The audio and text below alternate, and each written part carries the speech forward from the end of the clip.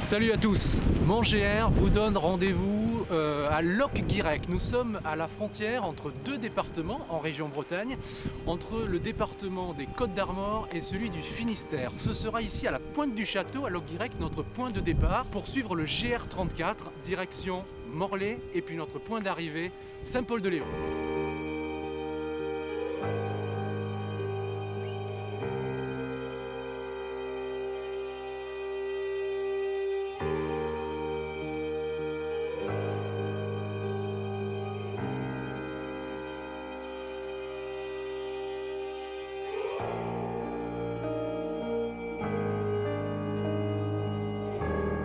Il faut savoir que les douaniers étaient très présents courant XVIIe et XVIIIe siècle, d'où le nom du sentier sur lequel je me trouve, le sentier des douaniers. Délaissé au milieu du XIXe siècle, ce sentier des douaniers a peu à peu été réhabilité. Il permet ainsi de découvrir l'atmosphère, de profiter également de l'esprit de la Bretagne.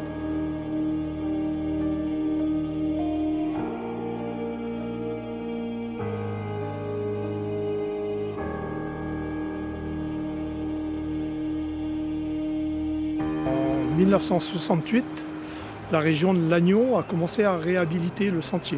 Il y a un premier GR qui a été fait mais qui ne suivait pas la côte. Et dans le Finistère, donc nous sommes intervenus avec énormément de bénévoles pour réhabiliter le sentier. Par exemple, dans la région de Béganfry, il y a eu pendant 2 week-ends 200 volontaires, 200 bénévoles pour réhabiliter le sentier.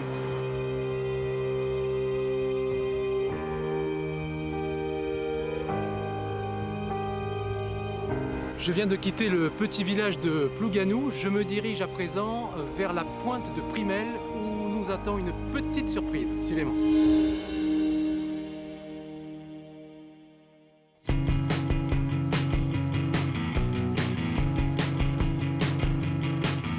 Autant vous dire qu'ici, c'est absolument magique. Nous nous trouvons sur la pointe de Primel. Cette pointe qui se détache du continent grâce à la marée montante ou descendante. On peut y accéder justement lorsque la marée est basse à pied.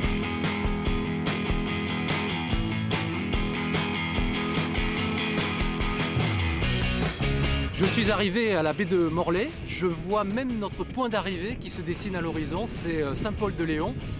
À vol de mouette, c'est à portée de main, mais pour le randonneur que je suis et le randonneur que vous êtes, c'est une autre paire de manches.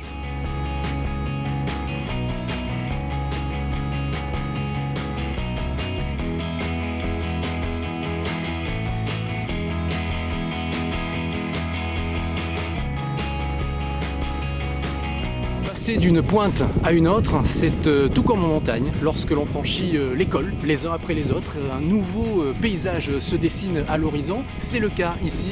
Je me trouve actuellement à la pointe de Barnenaise. La rade de Morlaix se situe non loin, derrière moi.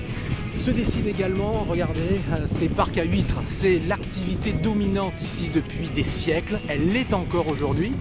Non loin de moi également, le château du Taureau et légèrement en recul, Carantec, la ville où nous serons dès demain.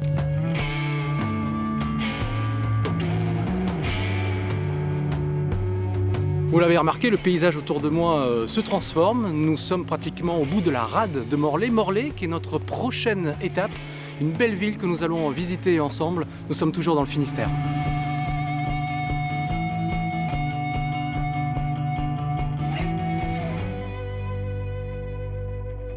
Morlaix, c'est essentiellement le centre historique, puisque sa richesse vient du commerce des toiles, qui était à l'époque très important.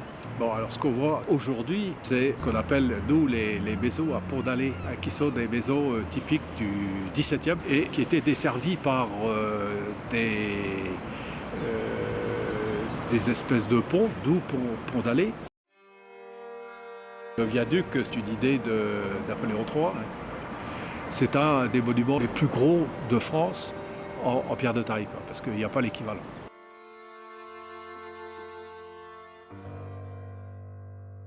Je viens de quitter Morlaix, j'ai l'impression d'en savoir un tout petit peu plus sur l'histoire de cette très très belle ville. Je me dirige vers Carantec. Carantec, c'est l'un des points forts de notre randonnée sur le GR34. Je vous promets de très très belles images, direction la pointe de Penallan.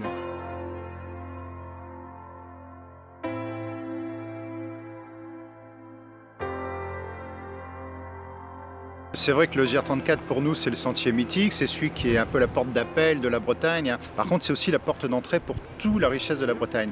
La Bretagne ce n'est pas que la côte qu'on appelle l'Armor, c'est aussi l'Argoat, l'intérieur qui est parcouru par des tas de sentiers, des PR et c'est aussi une richesse architecturale, patrimoniale et naturelle qui n'est pas négligée, qui n'est pas négligeable.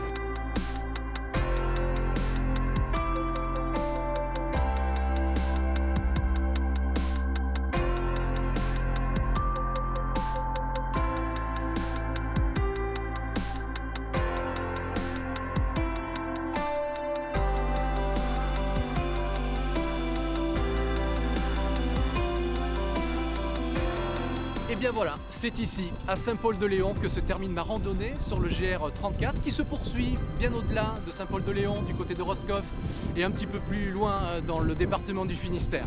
Pour toutes les informations, sachez les retrouver sur le site mongr.fr. N'oubliez pas de vous procurer également les 2 topo-guides indispensables édités par la Fédération française de randonnée.